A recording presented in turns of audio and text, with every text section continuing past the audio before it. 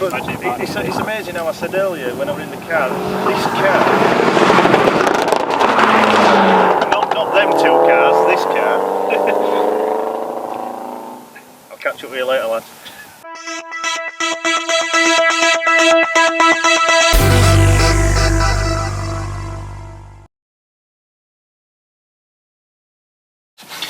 Well, hello everybody, and you join me in my new car. Yes, not brand new. I have gone down the used car road again, and I'm going to give you my thoughts on this car because I've only had it a week. Yes, just over a week, a day over a week. And I'm sure you'll be now guessing exactly what sort of vehicle it is. It is an i30n by no other than Hyundai. Yes, Hyundai. I did say I was straight into the dark side. So welcome to the Hyundai i30n Performance. Performance being that with this car, Hyundai made two versions of this. They made the i30n, which has a 250 brake horsepower, but then they also made this version, which is the i30n Performance, which has a 275 brake horsepower. A little bit more, but you get a lot more things. With the Performance you get a limited slip diff, you get an active variable exhaust which sounds the dogs. You've got tons of settings to play with, suspension, steering, the diff, everything. You've got so many things to do with it. In fact, there's over 1,994 combinations and I'm not going to try them all. You find your sweet spot in this car. But it's the sort of car that slips under the radar. A lot don't actually see it as a performance car purely because of the badge. There's a lot of badge snobbery going on. People like all their other cars, the BMWs, everything. And they don't really look at this. And you know what? It's a damn shame because it's one hell of a car. This car went from concept to production in 30 months. That's very short space. To put straight in line with the likes of the GTI and things like that. And it trances the Golf GTI. There's only the Golf R which will rub its face in it a bit. We're talking different leagues of car there. Yeah. But the GTI, it instantly blows it away. Exactly, yeah. And it's like what I've said before, badge snobbery. People will overlook this and think, no, I want a performance hatch, but no, I don't want this. All because of the badge. And what a shame. Do you know what though? Let them overlook it. Yeah. Because this is a rare car, and you've just got to see past that. Yeah. Some of the build quality inside, there's a few bits of plastics going on, and it's not as, let's say, well nailed together inside as a Golf. But at the end of the day, the driver's cars. It's got all your creature comforts for your day-to-day driving, but when you want to push on. Yeah. I mean, the beauty of that hatch, at the end of the day, you've got to be able to have fun in it, but it's also got to be practical and usable. Yeah. And there's not many cars which has a piece of scaffolding in the boot. We have a top speed of 155 mile an hour in this, and you have certain modes. Oddly enough, in this car you have an eco mode, which why on earth a car like this needs it, I don't know, but it's there. Also, and the ones that I like, you've got your normal mode for your normal day driving, and then you've got N mode, maximum attack with N mode. You press that on with the toggle switch and you've got everything there. Diff, suspension, steering, handling, all the lot, the active exhaust, everything you have got full on.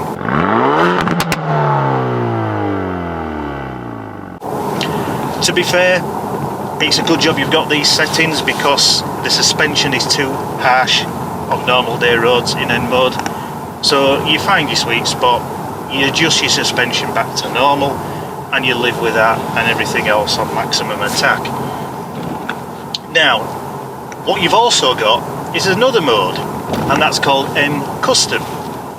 That's the bit where you can play about with everything, and there's no restrictions, and I mean everything. Hyundai haven't said if you press this button it goes to our settings and that's it. No, you're allowed to do what you want with it. You can tootle along but still have the exhaust popping and cracking, and boy does it pop and crack. Interior, I didn't sort of touch on it at first because a lot say yeah, it's kind of bland, and I'll be the first to admit, I'll just knock that off so I can have it out of gear. I'll be the first to admit it is slightly bland. Not knocked together as you'd expect with like a Golf or something like that. We're not to them standards. We do have on the door cards, it is a soft sort of imitation leather stuff, and right down halfway along, you know, the door, we do get some harsh plastics at the bottom, and obviously some on the dash. All the top is nice and soft and plush. The seats on this model are a half leather and like a sort of suede Alcantara, and obviously you've got a dark roof liner and such, and it is a nice cabin to be in, there is no denying. Seats are logoed, but just like a stencil sort, they're not coloured. You've got an armrest, plenty cup holders. But moving on to, let's say, the display. At the moment I've got it on the sat nav. You can obviously go to the home screen and things like that. When I mentioned about the N mode, which you can toggle through with your little like flappy paddle buttons, when you put it into maximum N mode, you can go onto the screen where you look at the N mode and you can do your custom and everything like that. You can even do a lap time, all sorts of things like that. All lovely and crisp. You've got your rev matching button when you've got it in your custom N mode, which blips the throttle from down changes, and you get a lovely noise, and it helps you. So for heel and towing, it can do it better than most people can heel and tow. Some people will say it can't, but believe me, it can. All your controls on the steering wheel, like to answer your phone, menus, volume up and down, all your usual stuff. Cruise control, which also when you have it in launch control, you can use your cruise control to set it up and down a little bit as you want. All your vent systems well laid out. You've got dual like climate control, so you can have it over the far side at a certain temperature, your side at a certain temperature. All the buttons are so easy to read. I found a worrying one that says sync. We're not going to go into that, so I don't want to dare press it. But you've got aircon. You can circulate it all around. You've got your front and heated, well, you've got your rear one, and you've got a front like maximum blower. You haven't got heated windscreen because that's a Ford thing, as we know. Lower down, you've actually 2-volt power units, USB, and an auxiliary. Nice mechanical gear change on the gear stick. Nice and precise and really mechanical, but really good. But you might say I'm going to say that purely because it's my car, but you know, I am pleasantly surprised. And you've got your buttons just by your gear stick for your active light, city stop, auto off. You can knock your parking sensors off if you want to really judge it yourself. Better idea, so it's not screaming at you. And you can knock your stability control off and things like that. Yeah, it is a nice cabin to be in. Like I said, display beautiful, crisp and clean. Nice little bleeps to it. All the menus are quite easy to read and scroll through. Setting my phone up was an absolute doddle. Took seconds. Interior lighting's nice. You've got your map reading lights and interior lighting above. Sunglasses holder above. Visors with a slide, and you've got a vanity light that you can pop on. Brilliant. All nice and easy to use. In the back you've got grab handles all round, and even on the passenger side. Ventage system is all brilliant. You can even fold your door mirrors in if you've got to get into a tight space, things like that. And these seats, they are quite hard on long journeys, but they are fully adjustable, both passenger and driver. They're everywhere. Lumbar support, alt-lock, and the memory seats. The driver's a memory seat. You set it as you want. Every time you start the car, it puts it how you want it.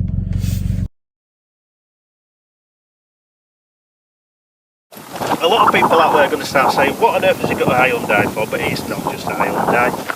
I tell you what, you've just got to see past this first, and once you do, look at this. That's the thing. That's the key. That's the key. Don't look at that badge. Look at that badge, because this is what it's all about. As I was saying, it's the performance version. You know once you hear it, don't you, Craig? You do. You can hear it from miles away. Now then, Hyundai themselves didn't just make this car. No way. They poached a one Albert Biermann. Now, any of you guys out there thinking, I've heard that name before, you'd be right. If you don't know, if you remember a lot of the older, up to nearly present BMW's M cars, the man behind all them was no other than Albert Biermann. Now he has had a massive hand in this. This is his brainchild, and it had to work for Hyundai. Because let's not forget, the hot hatch market was already flooded. It was a big party, and Hyundai have been sat waiting and watching, and then in 30 months, no less than 30 months, this car has gone from concept to production, and they are taking on the big boys. It is already a Golf GTI killer, and it's up there. It's up there in its looks, it's up there in everything. Some might say it looks a bit subtle. Yeah, it slips under the radar as a performance car. But, here's the but. When you put your foot down, you know about it in this.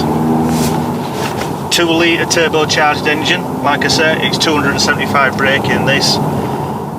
They say, yeah, they've limited it to 155, and it's all you'll ever need is 155 in a car like this. It really is. You don't need no more. It is just a nice balance. Front wheel drive, of course, but a nice limited slip diff. It really hugs the road, does this thing. Also, and here's the also, it is sat, this model, on 19-inch alloy wheels. You get that as standard with the performance. If you get the regular i30n, you only get 18-inch. Not a massive deal breaker, you might think, but these 19 inches that this is sat on are lovely. Also, to do with the wheels, Hyundai haven't gone for Flash, Brembo or any other make of brakes. They've gone for in-house brakes. They've done it all themselves. And also with that, when the seats that you're sat in, not Recaro's, no. They've kept it simple, they've kept the cost down, and they've done their own. This in-house theme spreads right through the car. And on roads like this, it really clings. It is a superb drive.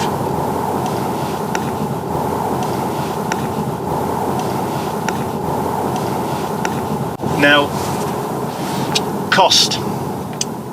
These new, the N Performance one, let's start with that, the big boy. The N Performance one is just under 30 grand when they were new. If you can't afford that money but you still want these sort of thrills but not the sort of power on that, and you won't get the active exhaust, you're going to go for the normal i30n, which is around about 3 grand less. To get one used like I've got with this haggle, you get a good car. I was very lucky to find this car already as a performance one and all lot, and yeah, it's in a nice black, they call it Phantom Black. It's very stealthy. Some people don't realise what it is anyway, full stop. And it's just ticked all my boxes. Now there's some info on the car. Why, I hear you say, why has he got an i30n Performance? He's a Ford man. I haven't had much joy with Ford lately when I had the Fiesta. It's not just a question of how the car was, it's a question of how it was treated. And I thought, do you know what? There's more cars out there. I did want something a bit more power than what the Fiesta was. I hummed and hawed, should I get a Focus ST? But a lot of people's got Focus STs. They're a lot samey, and I don't like them. I don't like them as much as this. So when the opportunity came to buy this car, who could refuse? Who could refuse a car like this? You hear that? On the downshifts. Lovely. It burbles nicely in normal, it grunts in the N mode, and it's the changes when you change down, it gives a nice noise and all the lot, and the cracks and bangs when you really rev it, they are sublime, absolutely sublime. So, what do you think of it, Craig? What do you think of my new motor? You know, I'm quite taken by the subtlety of it, really. I think probably out by the colour. But it's one of them cars that just, like you say, just slips completely under the radar. I think it does, especially in this colour. People don't, when they think of a performance car, they don't think of a Hyundai, do they? They don't. This is their first credible one into the market, this hatch, really. it's taken off so much that they've then decided to do the fastback, as we know. Yeah. Most people hanker for this one, they go for the hatch, and I can't blame them. I've had this over a week now and I'm so taken away. I think it looks right. I love the stance of it. I think suspension, how it's set, it's just absolutely right. And obviously it's all stock in it. It's all. This is all standard. Yeah. It's had no tweaks done to it or anything like that. The stance of it, I think, from factory looks fantastic. You don't need to lower it or do anything like that, do you? No. I think it just looks brilliant. It's like I said, they put attention to detail into it, and it's like it's aggressive but subtle all in one go. Yeah.